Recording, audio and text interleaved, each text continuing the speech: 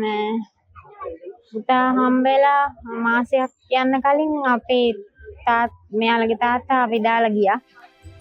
ඊට පස්සේ ගොඩක් අසරණ වුණා. දරුවෝ 4 දෙනෙක් එක්ක මං කරගන්න දෙයක්වත් නැහැ, රස්සාවට යන්න දෙයක්වත් නැහැ. මම කඩන් වැටුණා නම් මේ වෙලාවේ මන්නේ මහත්තයා දාලා ගියා මට මෙහෙමයි මේ කියලා සමහර විට මගේ දරුවෝන්ගේ ජීවිත කොහොම වේද කියලා හිතන්න බෑ. මං මොනවා කරගන්නේ සමහර ජීවිතයන් දුරක් වෙන්න පුළුවන්. අපි කොහේ යයිද මොනවා කරයිද අපි දන්නේ නැහැ. හැබැයි මේ අර දේශන වලින් මේ දේවල් වලින් හිත අදාගෙන ඒ දේවල් අහගෙන මං හිත හයිය කරගත්ත නිසා මට විශ්වාසයි දැන් මට ගමනක් තියෙන විත්තිය.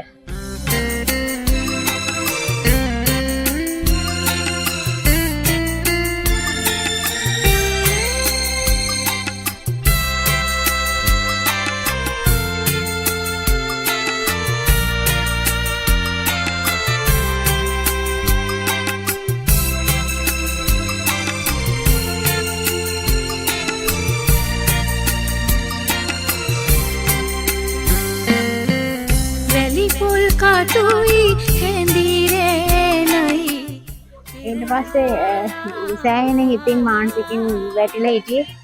ඊට පස්සේ මම මේ වැඩසටහනට ඇවිල්ලා මේ අපේ හාමුදුරුවෝන්ගේ ධර්ම දේශනාව අහලා ඒකෙන් හිත නිවාගෙන මම මැෂින් දෙකක් රෙන්ට් එකට අරගෙන රෙදි මහන්න ගත්තා. රෙදි මහන්න අරගෙන දැන් දවල් කාලේත් මට දරුවෝ 4 දෙනෙක් එක්ක ගොඩක් අමාරුයි. එනිසා මම එයාලත් එක්ක දවස් ගෙවලා රැයට තමයි රෙදි මහන්නේ. පැය දෙකක් වගේ වෙලාවක් මං ෆෝන් එකකින් එලාම් තියාගෙන පැය දෙකක් විතර වගේ තමයි නිදාගන්නේ. මං හිතනවා ඉතින් මගේ දරුවෝ මේ අපේ මේ සර් වගේම බෝසත් දරුවෝ කරන්න ලොකු කරගන්න මට හයිය ලැබෙයි. මේ සර් ගොඩාක් පිං මේ වැඩසටහන කරනකොට මෙයාගේ වැඩසටහනක් කරනකොට සෑහෙන ඒක කියලා නිම කරන්න බෑ.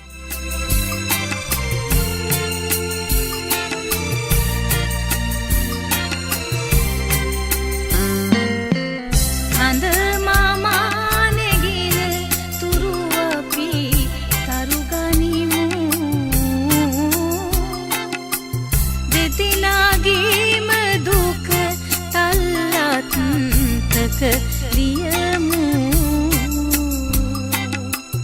හඳ මාමා ආතම ඒ පණි උඩ යවමු හිතවත් ගෙදර ඒ දෙයි. දැන් මං තනියම මගේ ව්‍යාපාරේ කරගෙන යනවා. දැන් මට මෙයාලගේ තාත්තා අපි ගාවට ආවා හෝ නැත මට මගේ දරුවෝගේ ජීවිත ගොඩ ගන්න පුළුවන් කියන විශ්වාසය මට තියෙනවා. එයාලගේ දේවල් කරගන්න පුළුවන් කියන විශ්වාසය තියෙනවා. මගේ ලොකු දරුවෝ ඉස්කෝලේ යනවා. දෙවෙනි එක්කෙනා මොන්ටිසෝරි යනවා. ලබන අවුරුද්දේ දෙවෙනි එක්කෙනාත් ඉස්කෝලේ යනවා. තුන්වෙනි එක්කෙනා මොන්ටිසෝරි යනවා. පුතාලම 4 දෙනෙක් මට ඉන්නේ. මම ඉතින් මගේ දරුවන්ට මම දරුවෝ එක්කගෙන යනවා සර් බලන්න. එයාලා ආසාවෙන් ඉන්නවා. සර් වගේම මේ වගේ පින්වන්ත මේ බෝසත් චරිත කරන්න තමයි බලාපොරොත්තු වෙන්නේ.